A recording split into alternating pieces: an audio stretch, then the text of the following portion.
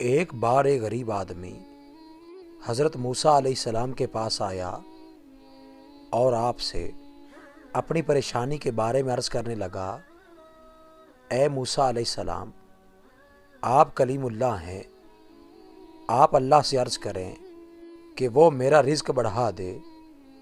حضرت موسیٰ علیہ السلام نے اس کے کہنے پر اللہ کے حضور اس کی یہ درخواست پیش کی۔ اللہ پاک نے فرمایا، اس سے کہو اس کے نصیب میں اتنا ہی رزق لکھا ہے جو اسے ملتا رہے گا۔ آپ نے اس کو بتا دیا کہ تمہارے نصیب میں اتنا ہی رزق لکھا ہے۔ اس نے کہا، پھر آپ اللہ سے کہیں کہ وہ مجھے میرے نصیب میں جتنا رزق لکھا ہے ایک ہی بار میں دے دے۔ آپ نے اس کو سمجھایا کہ دیکھو، ایسا ممکن نہیں ہے، اگر ایک ہی بار میں سارا لے لو گے تو پھر باقی زندگی کیسے گزارو گے۔ وہ غریب آدمی بضد تھا کہ آپ اس کی یہ بات اللہ تک پہنچا دیں۔ آپ نے اس کو سمجھانے کی بہت کوشش کی، لیکن جب وہ نہ مانا تو آپ نے اللہ تک اس کی بات پہنچا دی۔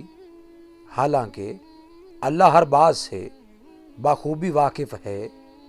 اللہ نے اس کی یہ بات مان لی اور اسے ساری زندگی کا رزق ایک ہی بار میں دے دیا۔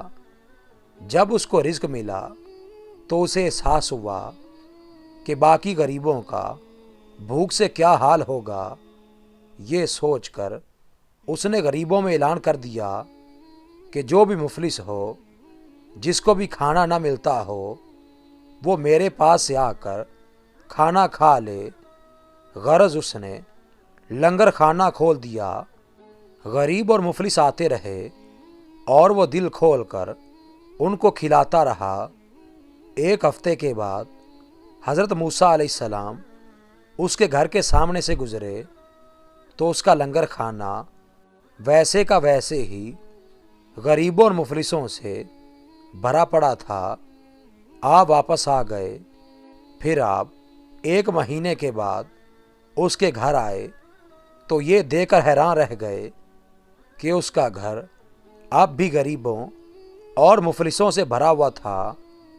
لوگ آتے اور پیٹ بھر بھر کر جا رہے تھے۔ آپ 2 مہینے کے بعد وہاں سے پھر گزرے تو بھی بدستور وہی حالت کہ لنگر خانہ بھرا پڑا تھا۔ آپ بہت حیران ہوئے اور اللہ سے پوچھا کہ یا مالک، یہ کیا ماجرا ہے؟ اللہ پاک نے فرمایا، یہ اللہ کا اصول ہے کہ جو اس کی راہ میں خرچ کرتا ہے اس کا رزق کبھی تنگ نہیں ہوتا، اور میں اسے اپنے غیبی خزانوں میں سے نوازتا ہوں۔ اس نے جب اپنے رزق کے تنگ ہونے کے باوجود بھی غریبوں کی مدد کرنے اور انہیں کھلانے سے خود کو نہیں روکا، تو اللہ تعالیٰ جو سارے جہانوں کا مالک ہے، وہ کیسے اپنے بندے کا رزق بند کر دیتا۔ اس واقعہ سے معلوم ہوتا ہے کہ جو اپنے رزق میں وسعت چاہتا ہے، اسے چاہیے کہ وہ اپنے مال میں غریبوں کو بھی شامل کر لیا کرے۔